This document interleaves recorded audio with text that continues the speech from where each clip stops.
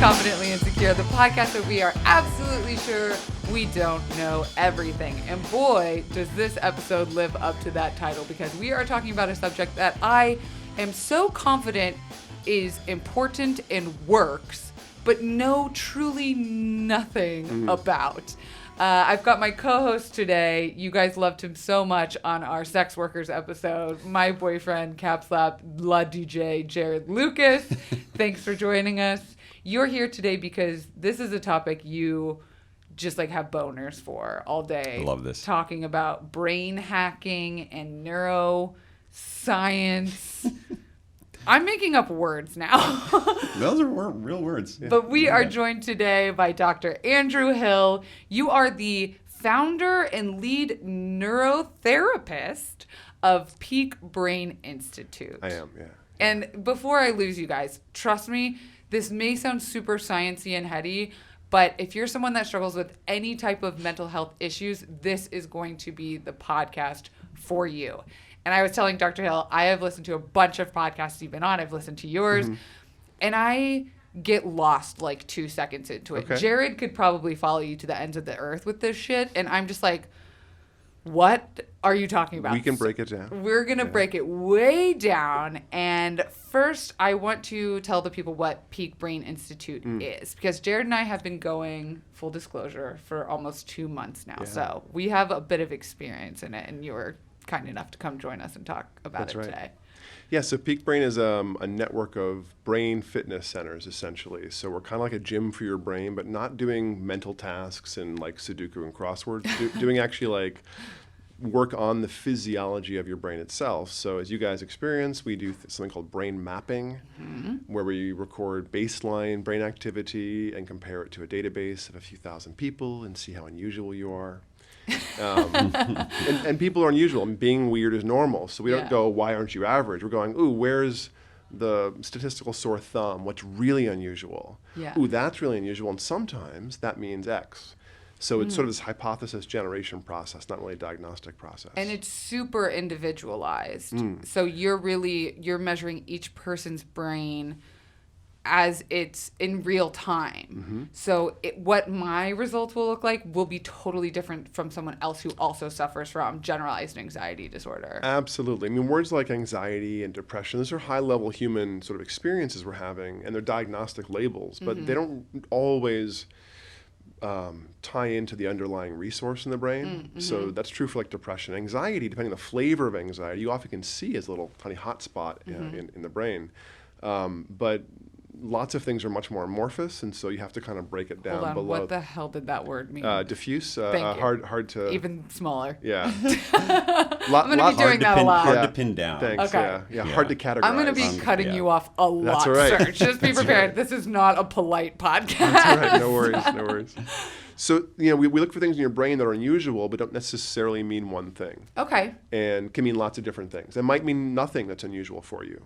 So I look for the things that are really unusual against the average person your age, and those things that are really unusual often mean something. And so together we say, oh, this is true, could this be true? Oh, it is? Interesting. Now we can work on it. So you're kind of like a wizard in that you can look at someone's brain map results and tell a lot about them without ever having met them or going into a deep, comprehensive psychological talk. A scientific tarot card reader. Yeah, it's a cold read on your brain.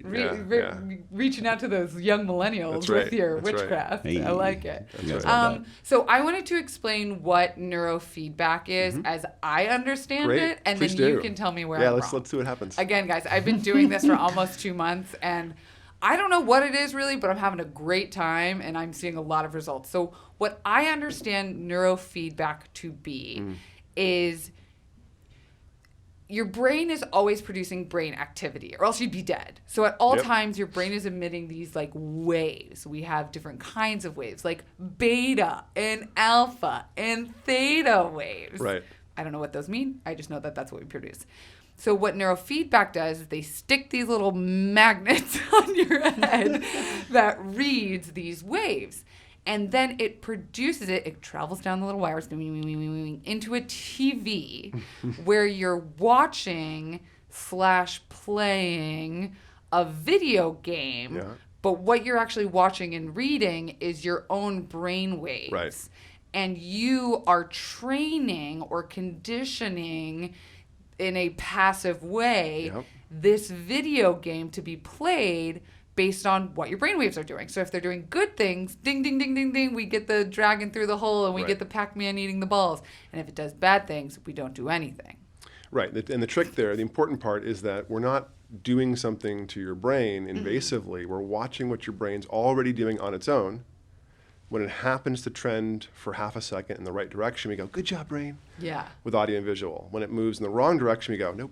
And the brain's like, hey, I was watching that information. Where's the information? And it's like a reward system. And it's not Pavlovian necessarily. It's Skinnerian, not Pavlovian. Who is he? Skinner, B.F. Skinner, the father of conditioning, father of psychology in some ways. Do you know who that is? Yeah. Oh. So everyone knows who Pavlov is. Pavlov trained dogs to salivate when you rang a bell or turn a light on. But Pavlov took two things. This is a form of learning that weren't normally associated and made them tied together, like salivating and sound or light. Skinner took behavior that already exists, like pigeons pecking, and trained them to do it in a certain way. Okay, pigeon, peck 3 times. The way you do that is you shape the behavior till it's closer and closer. So the pigeon gets near the bar the first time. Ooh, there's some food. On day 2, it's pecking once. Day 3, it's pecking 4 times. After a week, he's tapping a little thing to get his reward. You can do that with your brain because your brain's already changing on its own. Well, I want to ask about that. So do we call what you just said neuroplasticity? It's just learning. What I just described as learning. It's associative learning. When you tie two things together in time, a reward or two stimuli, it's all associative learning broadly. Most learning is associative learning. You have to associate two things in time. Okay, or so cause and effect or something. Neuroplasticity, Jared, do you want to tell the audience in a very easy way what neuroplasticity is?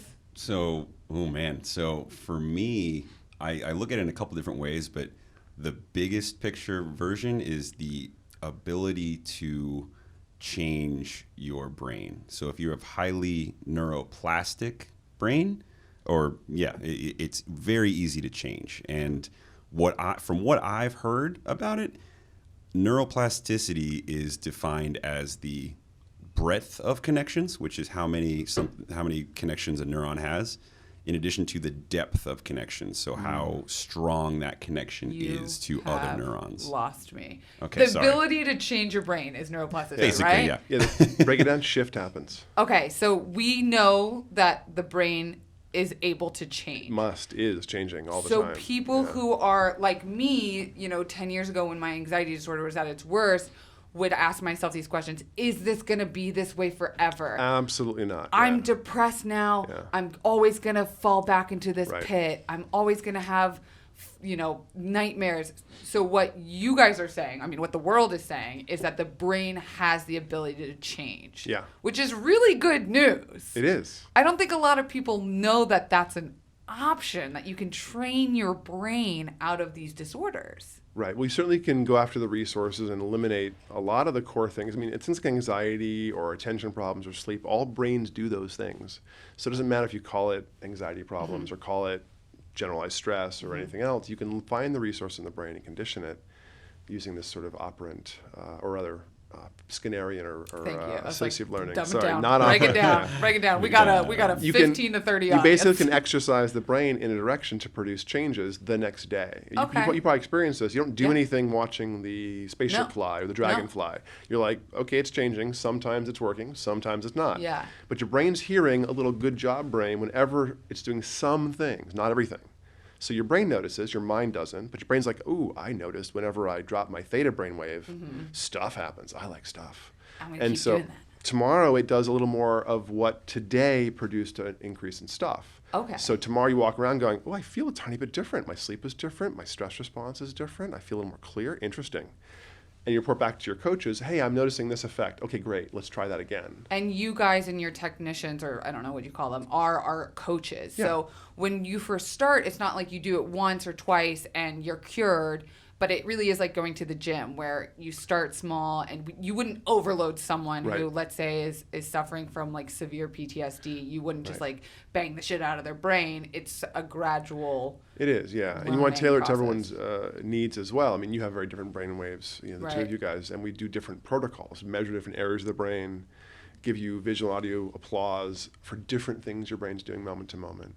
But it's sort of iterative, like exercises. You can gradually shift brain waves, but it also ends up becoming rather permanent for things that all brains do. That's what I was going to ask next. Like ADHD, anxiety, sleep issues, we typically get something like 2 to 3 standard deviations of change, big change against the population, in maybe 3 to 4 months, and usually permanently. So I had to ask what standard deviation was last night. This is how much I didn't go to high school and instead skipped school and smoked pot, hence why I now have a podcast. A standard deviation, Jared, you Googled and showed me last night, is like a percentage, essentially.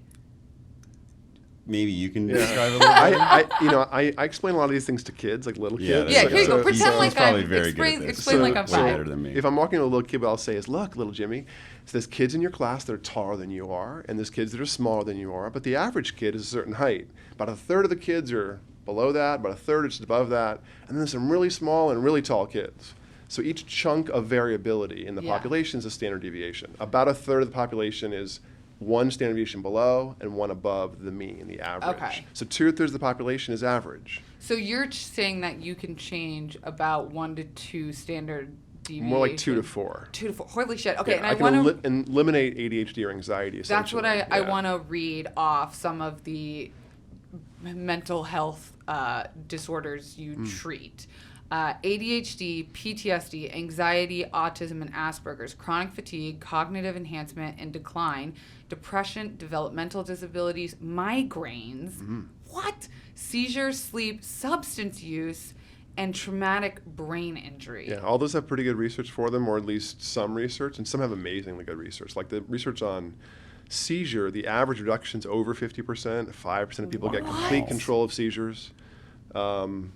I had this question for later, but I'm just going to ask it now. Why the fuck don't we know more about this? Yeah. Well, why don't we all have amazing cardiovascular health and abs? We know how to do that. You know, we would rather like try to swallow the pill, or you know. The analogy I was thinking about when you were talking about the brain stuff, right? And we have different needs and different.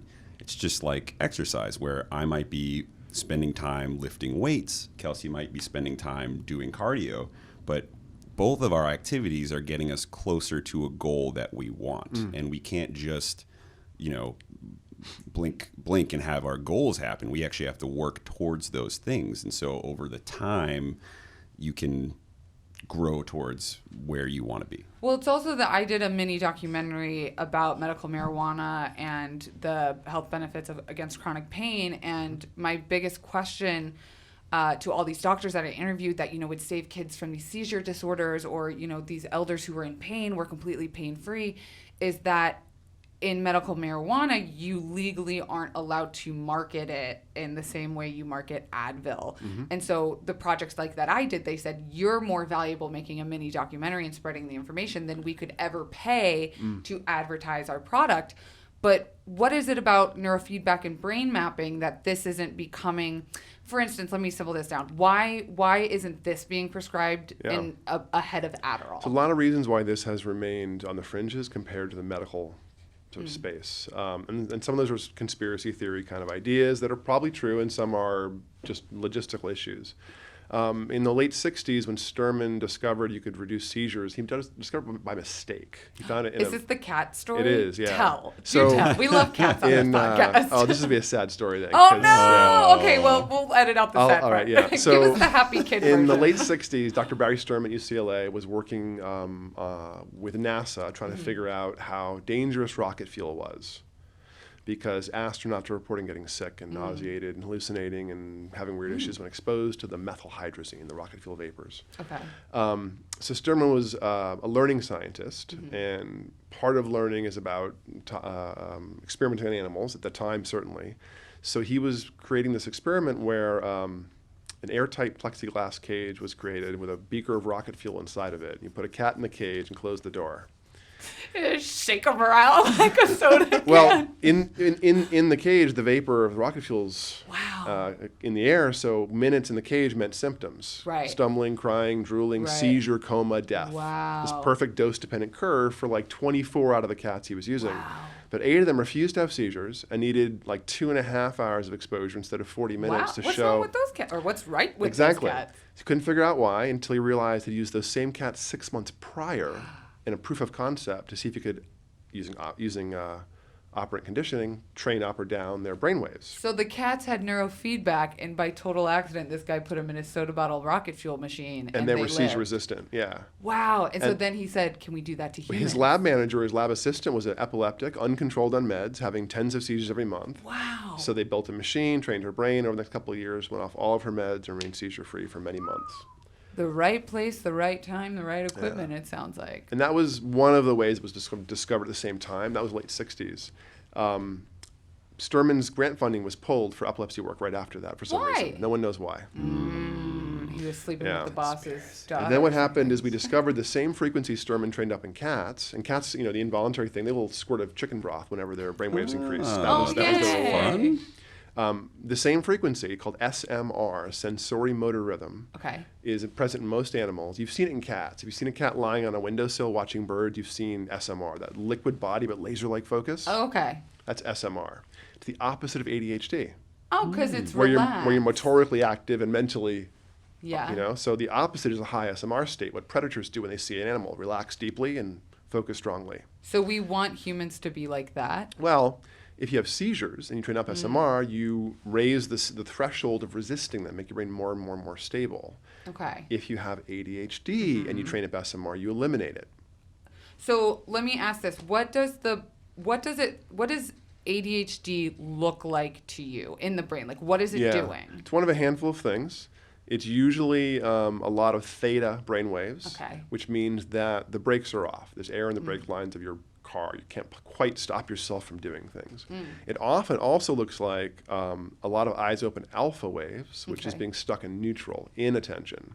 Those are the big features. Theta is impulsivity or being impulsive or physically reactive, and alpha is being sort of inattentive. Okay. And those two are the big features we see usually in ADHD. And the brain mapping, as I said earlier, is more of a hypothesis generator. But the ADHD markers are 94% accurate when they show up in the brain maps, the QEEGs, to spot ADHD. You can sort blindly buckets, thousands of people into ADHD and non-ADHD buckets using one single measurement of the EEG with 94% accuracy. Which is something you did to both of us when we had our brain Yeah. mapping. And I had been told my whole life that I've had ADHD. I don't ever remember being tested, but from teenage age, I was put on Adderall. Yeah.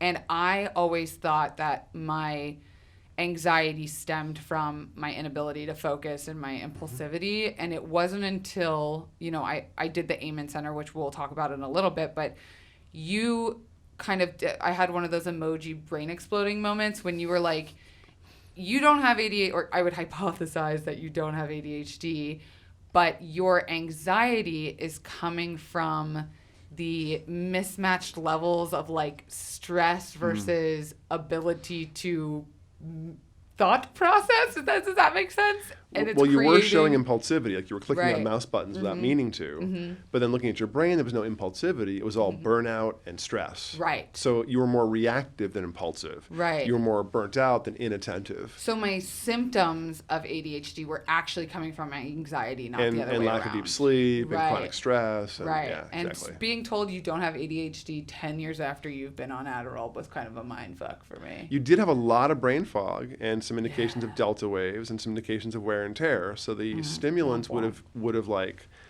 treated the brain fog and fatigue. So let's talk a little bit about what you just mentioned with what do you call it? Traumatic TBI, traumatic brain injuries. So one of my questions is, you talk about what you call low-hanging fruit that works really well with neurofeedback, which are ADHD, PTSD, anxiety, seizures, migraines. Yeah. Things that are a little harder to treat or take a little bit longer to spot or recognize pattern in is something like bipolar, schizophrenia, disassociation, depression. What makes that harder to sort of nail down than these other? Some of those brain categories waves. that are harder are because we're not talking about a brain resource, we're talking about a human experience of that resource. So like if you say that you have PTSD, or let's say you're just, you're ruminative, you worry a lot. Okay, thank you. I look at your brain and I'll see that the threat detector in the back midline, the posterior cingulate, is doing this all the time. Huh. And you need that. You're driving a car, you look down, you want to get a sense of, watch the road. Yeah. But you don't need that to be up all the time. Right. And if it gets up all the time, the brain basically does that because it learns it needs to. So once you learn there's tigers everywhere, you're like, where's tigers? All the time. Right. So it's not so much the resource is good or bad by itself. It's like, oh, here's a resource, a threat detector, an evaluator. This is a couple of standard deviations higher than average. Which means it's worse than the average person. Yeah, exactly. Yeah. Or at least unusual. Unusual. Is that getting in the way for you? Are you experiencing a lot of rumination and worry? Oh, you are? This might be it. Great, let's exercise it. Right. So it's something you can spot and bring down. But Turn depression, that hot spot down. exactly. Right. But depression is like, well, there's some features. There's a frontal asymmetry where the brain gets reversed in the front. That's there sometimes. The brain's slow sometimes. You see anxiety markers sometimes. But there's no depression resource in the brain. There is a switching to the important thing. There's switching for the dangerous thing. There's orienting your attention for executive function things. There's sleep onset. There's depth of sleep. There's suppression of seizures. Those are resources in the brain. You can spot them. You see them. If they get tweaked, you kind of get a classic complaint. Okay. You know, front midline excess, beta. We from, don't know what that is. front, the front of your brain. Front of your brain, middle of your brain, front middle. Okay. Your brain called the anterior cingulate. Its job is Okay. to decide what's important to pay attention to. Okay. So if it gets a little bit extra active, you get things like songs stuck in your head, nail biting, OCD, that kind of stuff. Okay. So if you see that kind of high, then you go, oh, are you perseverative? Are you stuck on things? Oh, you are? Great. Now you can Now exercise you turn that it down. down. But so those are obvious resources, but depression could be a bunch of things. Or things that are relational, all the access to stuff like narcissism and borderline personality and bipolar personality.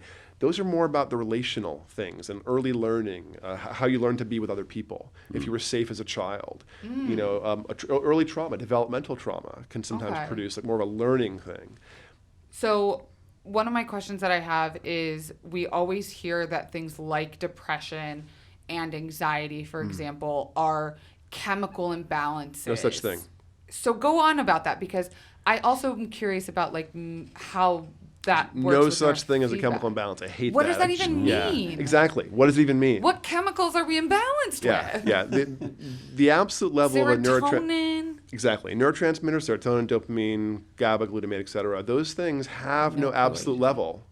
Well, we have like 10 classic neurotransmitters and like 20 or 30 other ones. These chemicals that are signaling molecules in the brain. Okay. We call them ligands, things that bind to receptors. Slow down. Too many words. Too many words. A neurotransmitter. Okay. Or a hormone. Okay. Or a peptide. Yeah. Or anything that binds to a receptor that, Okay. that signals to a cell is called a ligand. Okay. And we've got, you know, dozens of these things that do different things in the brain and body, kind of like little communication pathways, if you will.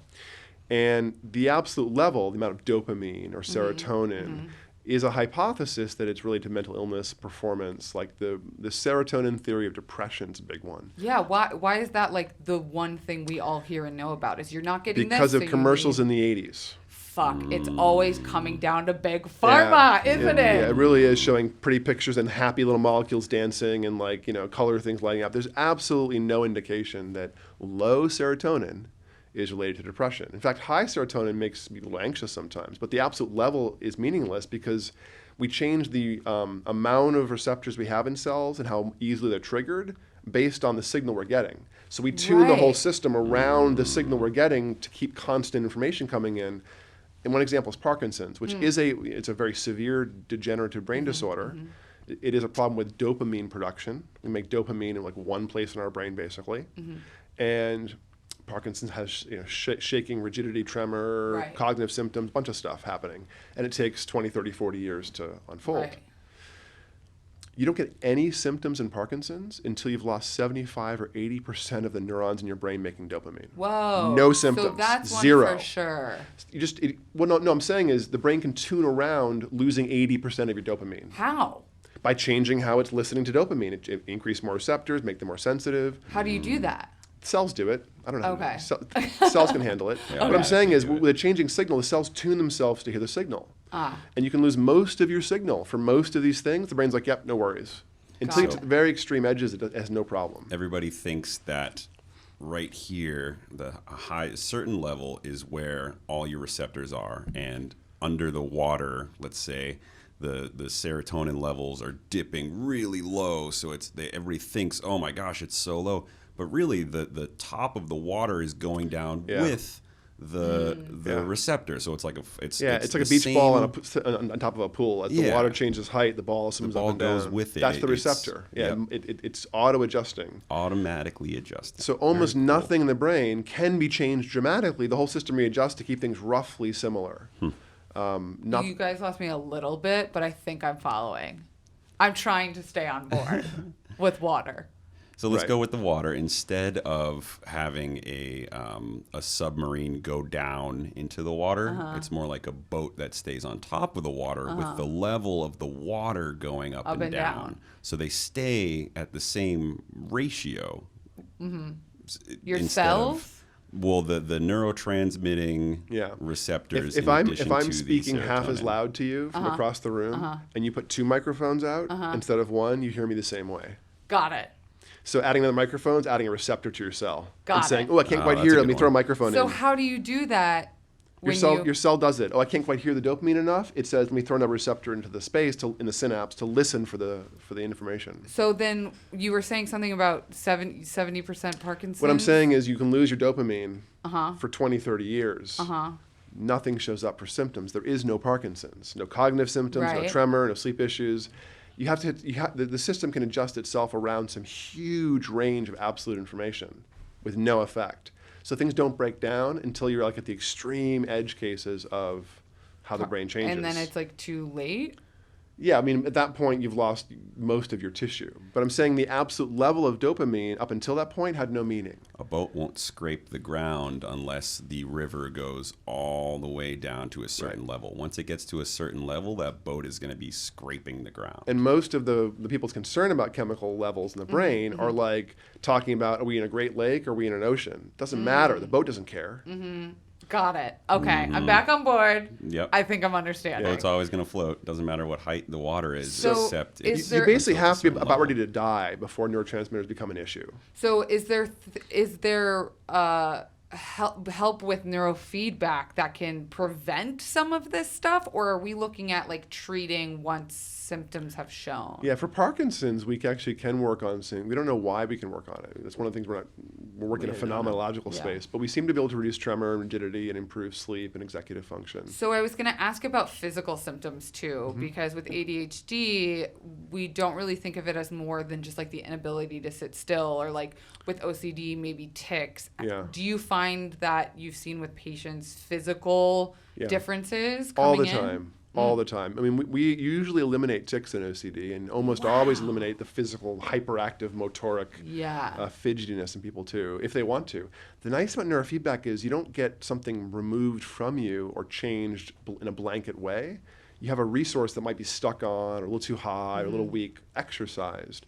So you can still be ADHD if you want to be, if you need to be. You don't have to be in a boardroom. You can be shooting zombies in a video game. Yeah. You can shift back and forth from like the quiet, I'm using my own internal resources to decide to focus, versus relying on the environment to make you focus, is what ADHD does. So it becomes like you're more in control of the way your brain works. Exactly. Instead of feeling a state imposed from the outside, you gradually feel it's easier and easier to use those resources. So I want to ask a little bit about your background as to why you got so interested and fascinated by the human brain, and why did it become so important to you to help other people understand how to train their own brain? Because if you're a real asshole, you could just be the magic gatekeeper and make everyone come to you every time. But what's great about Peak Brain Institute is you're actually teaching us how to read a brain map and how to look at ourselves and go, oh, this is something individualized to me that I can learn how to change. Again, like you're giving me control. So why? Well, how most are you people not a aren't dick? that. Well, maybe I am. Yeah, we don't really know. We don't really know. You haven't seen my brain map. Yeah, there you go. Most people in the field, there's like 5,000 in North America, by 10,000 worldwide. Most of them are therapists, psychologists, psychiatrists, social workers, nurses, etc. And they do this in sort of a psychological, medical kind of perspective. It's being done to you. It's top down. Let me help you. Let me fix you. And then when they do the initial part of it, they do a clinical interview, and then they look at your brain, hopefully, and your attention and performance, and then they say something like, here's what's wrong. So it's this relationship of, oh, I have to go and find what's wrong with me, stuff's being done to me, oh, what are they going to say? And when we work together, as I'm sure you experience, it's more like, ooh, is this possible in your brain? Oh, it is? Oh, great. Yeah. Not like, here's what's wrong, but ooh, something real we can now go after and operationalize. So Yeah. I'm always thrusting the agency of what you want to do back onto clients. Right. So we work much more like a coach works with an athlete. What are your goals? Okay, I'll help get you there. Not, here are some goals for you, which is what a doctor does. Here's what's wrong. Which makes me as a patient, if that's what you even call me, feel very empowered. Good. It's good. Client. But yeah, good. Oh, Good, client. good, There you go. good. You're not a patient, Yeah. not a doctor, because you can't. It's not diagnostic. It's not, and I'm not an MD or a psychologist. But I have a you PhD are a in PhD. I have a PhD in cognitive neuroscience. So for me, it's the mind-brain sort of intersection, or for really it's about how the brain produces the mind. So how does one get into this? Because you're so smart. It's like embarrassing to sit here with you two, and I'm trying to be like, science, Parkinson's, boats. I get it, but I don't know what the fuck you're talking about. Why would you willingly get into this? Hey, you're working on your brain. Thank you. So, You're doing a great job. That's true, in a exactly. way. Yeah, I've been doing brain stuff for a long time. Is Yeah. the short answer. In the 80s and 90s, I worked in inpatient and residential homes for profoundly impaired adults with physical, cognitive, mental, all kinds of issues. I did crisis work in inpatient violent psych units for many years. Wow. I've worked with elder units. I've worked in dual diagnosis substance abuse units. I was going to ask about the substance abuse because another part of your program helps with, again, like that impulsivity and people that addiction brain, if you will. Can you talk a little bit about how Sure. neurofeedback helps? Because this isn't like public information yet, but I've quit drinking. Oh. And that's not something. Recently? I'm 18 days in. Okay. And I have not had an urge to drink. And my audience is probably shaking in their boots because I am known as like the alcoholic, the Yeah. one that can drink more than anyone in the room. And I just haven't had a desire to I'm pick not up a drink. surprised. Yeah, I'm not surprised. Half of all people that have slightly dysregulated relationships with substances will quit spontaneously when they start doing neurofeedback. What? Wow. I don't tell people that. No! But like half of all chronic teenagers or stoners will just stop smoking weed. I had Wow. not You know? read that, and I've been Yeah. researching this shit like for days. Well, if we get rid of the impulsivity and the anxiety and the discomfort with your own emotions and feeling, some stress and you start sleeping better, you kind of work out all your dysregulated relationships with food, drugs, Yeah. sex, whatever it is. It doesn't matter what it is. You have impulsivity, some disinhibition, some anxiety, some discomfort being in your shell. Right. Those things are all trainable. They're all things you can work on in terms of, that is resources. wild. Plus, we eliminate your tolerance to cannabis. If you're a cannabis user, 2, 3 weeks, 4 weeks in, you're a one-hit wonder. Wow. And You know? that I feel like is we kind of had a discussion about that when I was interviewing you for a different medical marijuana video, but we had talked about the effects that long-term chronic marijuana use in people under the age of like 25 can have, and that there is hope for people that there is some of that's or that some of it is reversible. Oh, it's all reversible. Anything you do to your brain, shift happens. Get yours. Neuroplasticity. Your brain Shift shift happens. happens. Your brain will change. It's going to. It's not a question of if it's going to change. It's how. It's like you're going to eat food. Why don't you eat good food? Yep. You can Like you can that. choose to eat nothing but starch and crap and get fat and tired, or you can choose to be careful and systematic about it and get healthier. See, this is great because I hate going to the gym, but I feel like I'm actively doing something to make my body feel better. You are, yeah. Okay, let's talk a little bit about an embarrassing thing I did a couple months ago where I spent $4,000 to go get my brain scanned. Not with us. Not with you Yeah. guys. That's like a whole program with us, this is- multiple months. Yeah. This was at a different center that I had been recommended to get basically a picture of your brain, and they're able to actually look at the organ that they're trying to treat and tell you things about yourself. So I went in and I walked out knowing exactly what I walked in knowing, which is that I have generalized anxiety disorder, depression, all these things that they could see physically on my brain. They had also pointed out that I had some sort of traumatic brain injury in my teen years, which is true without me divulging that information, where I had 2 concussions, one when I fell down when I was too drunk, and another from playing flag football, which I've stopped doing because now Were I've you torn drunk my... or not? No, I was in Okay. high school, so that doesn't really say much. But they were able to see those things on my picture of my Okay. brain. Now, when I said, now what? They went, oh, no, that's not really the part we do. We just tell you what it is. This is the diagnostic part. And I felt a little resourceless in, okay, you're telling me something I don't already know. But peak brain kind of felt like the step 2 in, okay, now I know what's unusual about me. How do I treat it? What's something like actively that I can do? So when I came, I got my brain map results. So I wanted to pull these up for you to take a look at and kind of walk the audience through what you're seeing. I'm also going to include these visuals on youtube.com/KelseyDarragh, where you guys know that you can watch this podcast. But I want you to just go through and tell us through my results how the process actually works. Let's say someone listening is like, hell yeah, this sounds fucking dope. This is what I want to do. Yeah. Can you kind of talk us through what works as well as how my results showed? So we have you do 2 things when you come to Peak Brain. It takes about an hour to do an assessment. One of them is measuring your performance, your behavior, how well you can attend or not be impulsive. So for that, which I'm sure you guys both loved, we flash some numbers on the screen, a 1 or a 2, or we speak them over the speakers for like more than 20 minutes. There's 440 trials. And so it's ridiculously tedious, and you start making errors. The goal of that test is to successfully click on the 1s and resist the 2s. So if you miss the 1s, you're inattentive. If you click on the 2s, you're impulsive. Okay. And your scores are actually very, very good. These are age norm scores, where 100, the score 100, is the middle of the bell curve. It's the mean. And then a standard deviation. There you go. Big words, guys. Walking away learning something. One chunk of variability is about 15 points. Okay. So what that means is if 100 is the average, around 85 to 115 is typical. That's average variability. That's who cares? Yeah. Below 85 might be a bottleneck. Above 115, it's like, wow, this is pretty interesting. Yeah. Something's a little high. And you have some really high scores in things like speed and stamina. Right. Because I'm anxious. Yeah, well, because you're trying hard. Yeah, I was like, In terms of the moment of responding, we measure your vigilance, how alert you are to things changing, your focus, how well you can stay when things aren't changing, and then how quick you are. Okay. And your vigilance is great because you're anxious. Yes. And you're really, really quick because you're anxious. But your focus is actually not that great. It's okay. Jesus. But it's in the low 90s. So it means when things aren't exciting in the outside world, you disengage. Which you told me this when you were going over my results, and I was like, how did you know? Like, you also had said something about, word finding probably after 2 p.m. And I don't think you understand. I have been going to neurologists, psychiatrists, trying to figure out why after 2 p.m., it's not like the 2 p.m. fog that everyone gets. I physically cannot remember the word for table. Yeah, and you were able to look at this and tell me that.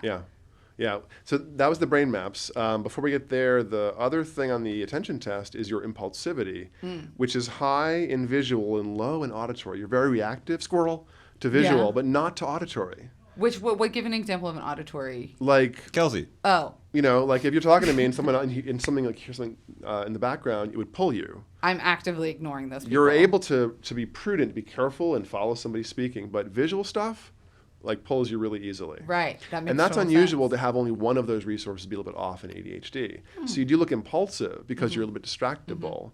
But most of the resources in monitoring the environment, trying hard, staying checked in, being vigilant, being alert are great, actually well above average. Wonderful host. Right. And then if we look at your brain maps, what we see mostly is 2 big features. One is you're making a lot of beta brainwaves. Betas are fast brainwaves. So to answer a question you kind of asked at the beginning, brainwaves are like gears in your brain a little bit. And you kind of look a little like bursts of activity. So a delta wave is bursting or firing twice a second. And a beta wave's like 20 times a second. Whoa. Little fast little waves. God, our brains must be tired. They do. They're doing millions, billions of things all the time. Wow. Some of those brains, slow brain waves, deltas and thetas, you don't make a lot of unless you're deeply asleep or kind of chill. And some brain waves, like betas and faster betas, you don't make a lot of unless you're really, really focused. But you make them all the time. Right. So for you, we looked at how much you're making at rest at a very high level view. It's called a QEEG, quantitative EEG. That just means we're comparing you to a database of other people. For that. Now, this is hard to interpret. It's why I teach you to read it instead of tell you what it means. Right. But it's stable year after year. The brain maps don't change. Right. unless we change your brain. So Got we're going it. to do another repeat map on you guys soon. Right. And we'll see some changes. That's I mine's can't tomorrow. wait. Oh, yeah? Yeah. Oh, God. See, after how many neurofeedback sessions, that's when you play the video game with your brain. How many of those do you recommend for people I do to every 20. Okay. I map the brain and measure the attention every 20 sessions. And typically people do about 40 or 50 sessions to begin. Okay. 3 to 4 months of training. And your technicians put it in a great way. They were like, you go to the gym 3 to 4 times a week to really see results. So we started coming 2 to 3 times a week to really see results. 3 times, 3 months is my minimum usually. Yeah, So it's okay. 40. That's 40 sessions. Yeah. I typically do 40 to 50 to begin. For the big things that all brains do, ADHD or attention, stress, sleep, those things can be usually eliminated in 3 to 4 months. So on the attention test, like you have these orange blobs, which would say in theta and delta, which means your brain's stuck in a slow brainwave mode, probably because of concussions, maybe because of lack of deep sleep. And I can't tell you why. Is it ADHD? Is it an injury? Is it fatigue? But I can tell, you're a couple standard deviations more, a higher amount of a slow, foggy brainwave than you want to have. So that's a true statement. Now the prediction, the hypothesis is, and for many people, this means some brain fog and some impulsivity and a little sense of fatigue in the afternoon. And you were like, oh yeah, that sounds like me. Yeah. Well, then this is most likely all these slow brainwaves that are kind of high. When you open your eyes, they actually stay high, a little bit. It's like, well, actually, they aren't that bad. Oh, okay, good. But Tell me they are, some good but they news, are bro. there. These extra slow brainwaves mean your brain's stuck, basically driving around with the emergency brake on. Right. Because High gear. That's like anyone who has a generalized anxiety disorder knows that that's kind of what it feels like. yeah, it's like the emergency brake is on and the accelerator's on the floor at the same time. Right. And you have the other feature, the beta waves are also a little bit high for you in those switching systems. The front midline in the front here is for what's important. The back is what's necessary. Oh, okay. So evaluating danger is the back. Thinking about, did I turn the oven on? Or turn the oven off? Right. Is the front. So I want to ask, for something like that, do you become this way because your brain has learned to make these waves over time because of like environmental or socioeconomic, or does race and age play a factor in the way your brain waves make themselves? Why am I this way? It all plays a factor. About a third of your experience is genetic. Oh, fucking mom and dad. Only a third. Okay. Well, still, that's Only a third. I'm still blaming you. So you may have been prone to having this flavor of anxiety, but the environment had to sort of set you up. Okay. And then you had to learn how to dysregulate this way too, probably. Not that it's your fault, but your brain, because of the resources and structure and support and danger you had at that time, the most sort of cost-effective way to be was like Hands up. this. And evaluating, chewing on things, because your brain learned that the environment wasn't safe. It better damn well ramp up those resources for evaluating what is safe, what is important, what is predictable. And at what age is that becoming a permanent way of thinking? Well, it's never permanent. Oh, sorry. You're right, because that's exactly what we're Right. here to talk about, how it can change. But Brain when will does that change. become... Well, it can happen at any time. So if you come back from a war zone, you'll see it as That's like a PTSD. But you have a kid who's bullied or has some pre-verbal trauma. They're cold and starving before for the first 2 years of their life, or not cuddled enough. You get attachment style traumas. You get relational traumas where you can't feel safe around people. You often see the more acute things as the later events, like the PTSD, sexual assault, war fighting. That produces little hot spots. The brain's like reactive. Right.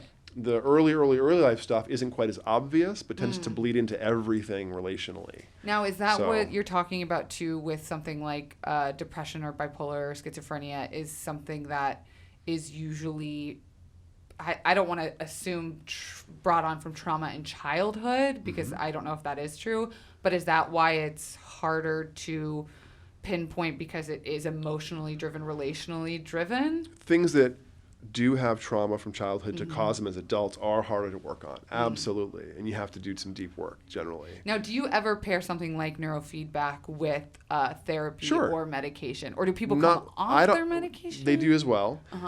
People usually come to see me when they've exhausted other ideas or they don't want to go into meds, especially for ADHD and things, or meds aren't working, like for seizures. And I usually get them off. Usually we fix their brain and they go off their meds talking to their doctor.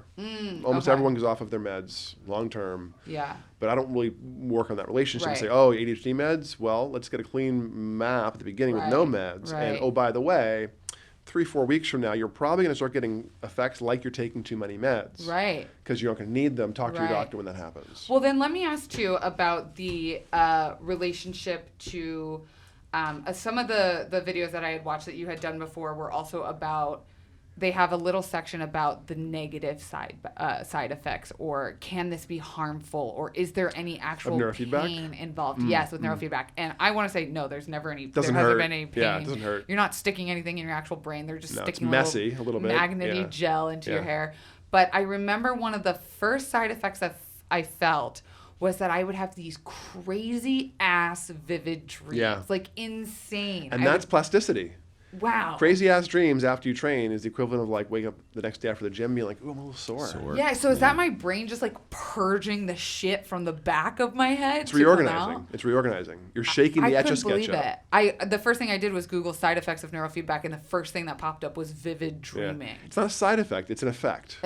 What's the difference? Well, if I'm doing something to your brain and you start reporting crazy dreaming, I keep going.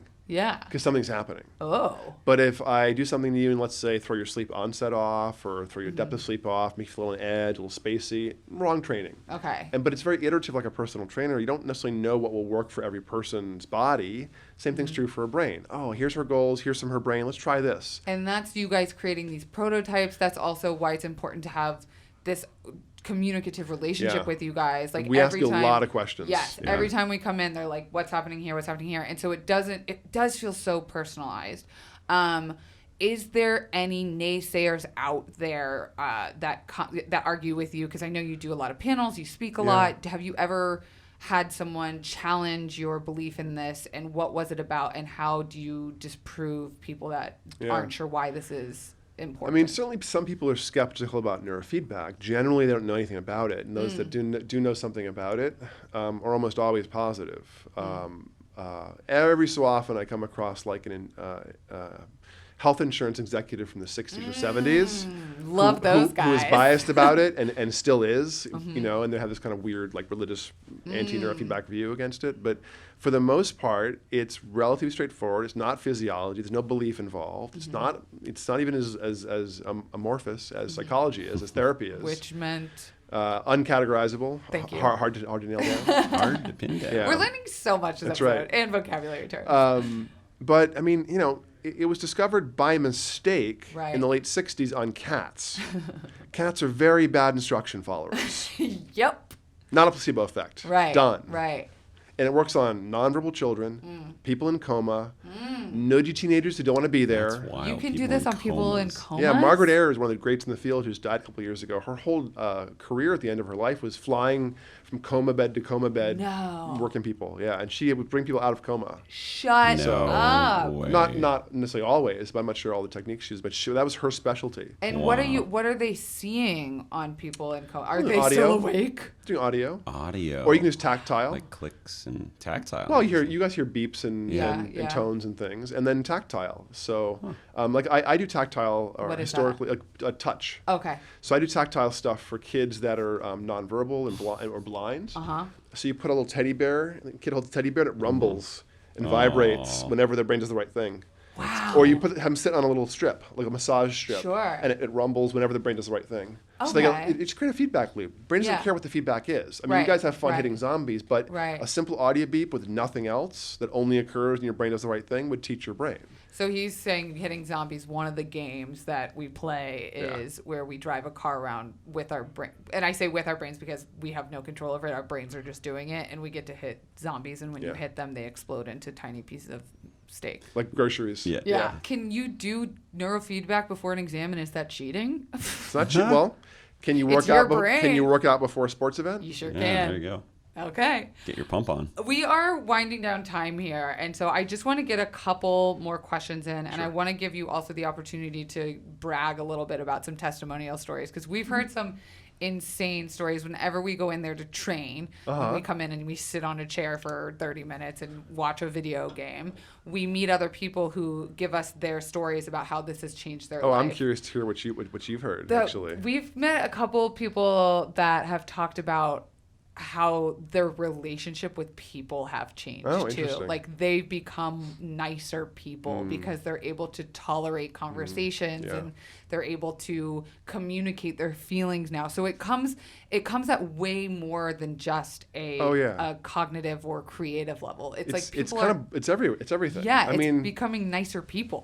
if you walked into Equinox Gym, all the staff there has their abs hanging out, right? Yeah. But all my like 20 and 30-year-old staff, No. It's like they're 50-year-old meditators. They're Yes. calm, they're Yes. kind, they're attentive, they're low key. They're so cool. And they're Really like, cool stuff. and they're Brilliant. all like young, insanely well-adjusted people Yes. because they do neurofeedback. So again, if you're working in a gym, you're off hours, you work out. Yeah. But all my staff trains their brain 3-4 times a week. Yeah. And over a couple of years, become their best selves. And they're not, we prod for those miracle stories. So can you share with us just, Sure. I really want you to brag a little bit Okay. about what you've seen and the lives you've changed, because I mean, it's everything. It's across the board. We usually reduce seizures dramatically. We almost always eliminate ADHD. And sort of my favorite people to work with sometimes are those people that have incredible potential that's frustrated by anxiety, ADHD, sleep issues, that kind of stuff.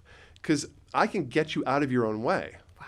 Quickly, within a few months. Yeah. And sometimes people with massive resources and intellectual resources, but some constraints, you free them up, they soar. And I really love doing that. And piece of we've it. heard about people too who have at one point in their life even been suicidal and have even, I like what you're saying about getting out of your own way, because someone like Jared, right, he has a brilliant mind. And I know that not by looking at his maps, but just by experiencing him. But I do think he has ways of getting in his own way in conversation, and his ability to sit in one spot and do a task for a certain amount of time. My focus was like multiple standard deviations lower. I had like 55 on my focus. And it's but, almost like you're crazy high on the quickness. So I think you're like that's unlocking these levels for just Jared to clear the road a little bit, to sweep the garbage out and the cobwebs out of his way. Yeah, and it doesn't mean there's not a place for therapy.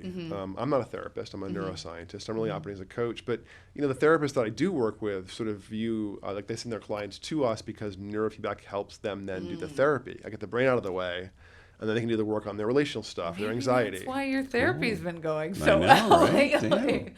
Damn. I also wanted to ask about chronic pain and migraines. Yep. I've heard some success stories about people who had chronic migraine And chronic pain. I have a few clients who have Ehlers-Danlos syndrome, wow, which is a that's connectivity issue. very rare. I have like 3 actually. Untalked about. Is it genetic? It is, and it's an issue of making collagen.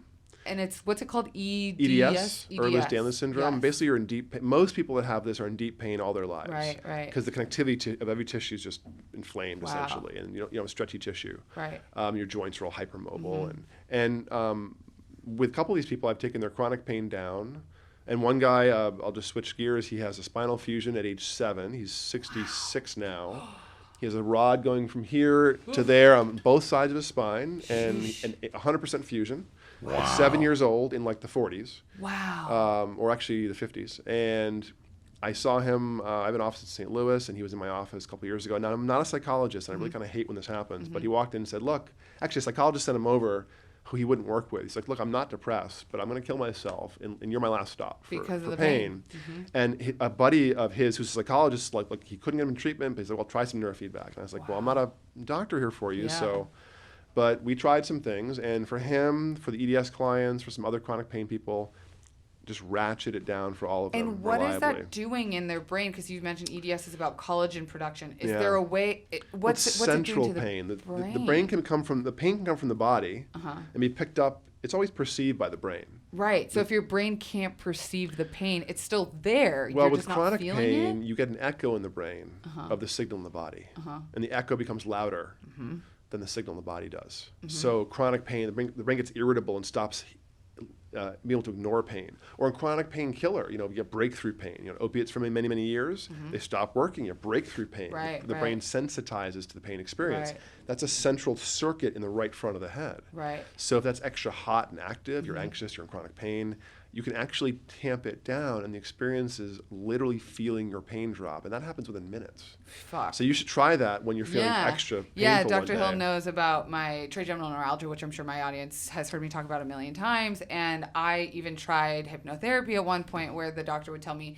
you can outthink your pain in the sense that, you know, you bring someone into the emergency room who has a broken back and feels nothing. Mm-hmm. And then you bring someone in who complains that every bone in their body is on fire, and you try every test and you can't find anything, and how frustrating that is. And it becomes, you get blamed for having, it's a mental thing. Oh, you're making this, it's all in your head. Mm-hmm. And in a way, like, it can be in a good way that you can train your brain to not feel it. You can, because I mean, the brain getting extra sensitive or extra aware of pain is for survival reasons, but chronically, historically, you don't need to keep that awareness of pain, so you can tune that down. So you can get rid of the and that gets into this question you asked at the very beginning: why aren't we all doing this? Right. Well, one of the reasons is stuff's invisible. Mm-hmm. If you break your shoulder, you kind of know it, but if you break your amygdala, right. then you're just traumatized, right, or something. And we don't feel the same degree of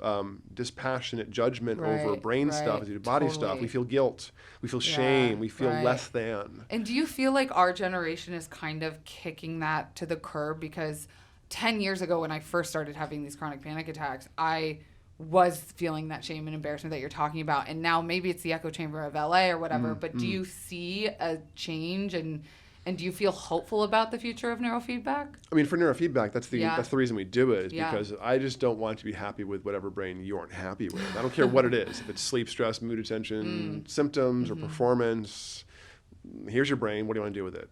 It's all I really care about. I don't really care if it's a symptom or a problem. But I know I can eliminate most big problems that many people can't actually shift in classic. I mean, this doesn't happen usually in neurofeedback, but I've seen autistic kids with profound symptoms regain language. Wow. That's a rare case, but I can always reduce the sensory integration issues and the seizures and the OCD and things in those kids. Right. But every so often, like there was one session, one client I had who, 6 sessions in, she grabbed her mom's arm, like, "Mommy, I love you." We were all like, "Whoa!" Everyone starts crying in the office, Or one kid, this is a cautionary tale about the side effects. I was working for somebody else, and a kid came into the office. He crawled in under the desk. He was under the psychologist's desk, high-pitched whining and screaming, and profoundly autistic. The mom came in, and supposedly 6 months before, he'd been high-functioning autistic at age 7. Wow. And she got a neurofeedback system at home, got a protocol. Didn't do it right. Trained him 80 times in a row with no supervision, and he kept getting worse. Wow. And she was like, "This is neurofeedback. It must work. I should keep doing it." She didn't realize it's not one thing. It's like 1,000 things. It's like the gym is good. Not if you work the wrong way. Right. So curls every day. Or if you have a broken bicep and you curls, you'll injure yourself badly, right? So she really produced he devolved back to his 2-year-old self. Nonverbal, sensory integration issues. We got her back on track and trained him. And that kid graduated a couple years ago valedictorian from his liberal arts college. No And way. is that why and you no do diagnosis. This? Yeah. Is that why That's you exactly do this? why. This is what drives you? No diagnosis for that kid, anymore. There's been a couple of kids I've worked with who have no diagnoses in autism anymore. Cow. Usually, it wasn't a great diagnosis to start with. There's a mix of things. But I don't care about your diagnosis. Right. I care about your goals, your I ideas. say that all the time. Having a name on something doesn't help me anymore. Like, some people like to know this is the thing that's wrong. And for me, I'm like, I've been misdiagnosed so many times, and I've detached from the word. I now go off of results and how I physically feel. And I mean, Jared and I like I said, I'm making a larger video about this for BuzzFeed, so I don't want to like give everything away, but I have not had a dissociative panic attack since coming to do neurofeedback. Great. And you would even say, Jared, that my anxiety It's incredible. has been And especially flying on planes. airplanes. I couldn't fly on an airplane without She drugs had or to alcohol. either have alcohol or 60 drugs. milligrams of Valium, which is not a normal amount. Yeah, that's a lot. The last flight she did, even by herself, By myself. she did it without drugs or alcohol. By myself, cross country. Yeah.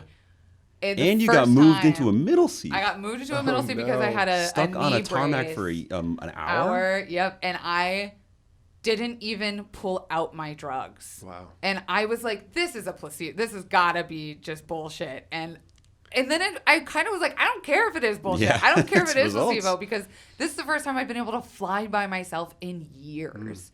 Whatever. I'm not trying to like blow up your spot too much, but like it's changing my life. And you guys should stay tuned for that video on BuzzFeed, which will be a couple months because we're making a much larger series. And we'll also about look at your brains and show it's actually a change. And Yeah. that's the thing is, Physically, you you know, can see it.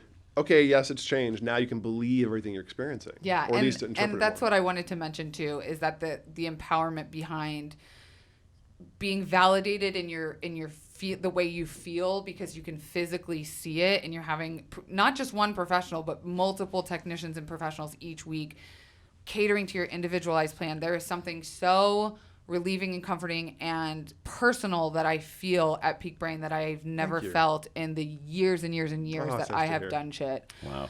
We are out of time, but I wish we weren't, because this was so incredible. I want to end on one last note of, if people don't have the access to neurofeedback, or maybe don't know how to vet a place or a doctor, what is something that maybe people can do in the meantime? I know you're a big practicer of mindfulness and meditation. Can you give us just little bits of advice for someone that's looking to get into something like this but needs help right now today? So first of all, meditation can do a lot, and you probably should be meditating or doing mindfulness everyone practice. be meditating. It's the kind of thing, it doesn't really matter what you do for meditation. What matters is how regular it is. It's sort of mental hygiene. Like, you brush your teeth every day, just sit and meditate for 10 minutes. Like, it doesn't matter what you do, what style, just do it with, regularity. Get up, hit the restroom, sit down and meditate. Like, just make it your part of your ritual. Yeah. And after a few weeks, it will change you. I don't think meditation and mindfulness should be used for acute interventions for stress and things like that, because those require you to do voluntary things. And if you're dysregulated, it doesn't really work that well. Yeah, you're like, I want to do anything but meditate right now. Right. So that's one reason why I like neurofeedback. It's really involuntary. Yeah. A way to vet a good neurofeedback practitioner, there's about half the field probably working in pretty evidence-based, rigorous ways. And all those people will use something called QEEG, brain mapping. Right. If you use the quantitative EEG, the brain mapping, to do an individualized assessment and then design protocols for you, you're probably on the evidence-based side of the field. And everything then becomes about the person you're working with and the relationship and who they are, and you like them and they smell good and stuff like that. I mean, I joke at Peak Brain, I really enjoy hearing your experience, but I joke we're sort of between a gym, a spa, and a mechanic.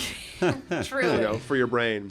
And that's not the only relationship you might want for your brain stuff. You might want wonderful that. Additive. But you might also want a therapy. Maybe your stuff's trauma and you want a therapist. Most neurofeedback people are therapists. You can find ones that do domain-specific therapy with the thing you care about and how to work on brains that have that particular problem. Got it. But I'm sort of like, well, whatever you want to do is fine with your brain. So if you're looking for another provider, make sure they use QEEG. Okay. We also do a lot of remote training. More than a third of our clients, you can train yourselves at home. Really?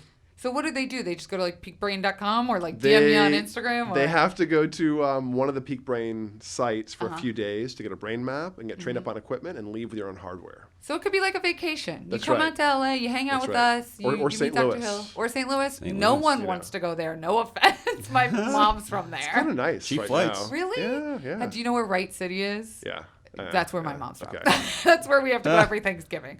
Anyway, not here to shit on Missouri. You should visit the Peak Brain in St. Louis, though, if you're there. Yeah? Because it's lovely. It's even nicer than our LA one. Maybe actually. we'll convince BuzzFeed to fly Yeah. us out there. There you Part of our documentary. Sounds great. Thank you so much, Of Dr. course. Hill. Where can people find you? Please plug your stuff. We Great. want to follow you, get more info. So on socials, we're always Peak Brain LA or Peak Brain Institute. And I'm also Andrew Hill, PhD on socials. And so please hit us up. Let us know your brain stuff, your brain and questions. you're incredibly involved. So like once you're in with Dr. Hill, you're screwed because your family there and you're involved. right. You're part of the team. He's your coach. That's right. For life. And I want to thank my co-host CapLap at CapLap on all the platforms. Sorry I didn't let you talk too much, but This is why I'm here. I'm just I'm the sidekick. I love it. great. I'll have you back for more. Guys, thank you so much for listening. You can always rate this on iTunes. 5 stars. If you don't like 5 stars, please don't rate it because I'm sensitive. You can get your Confidently Insecure merch in the link below. Find me at Kelsey Darragh on all things. And we will see you next time. Bye. Right? Is that a thing you do? Yeah.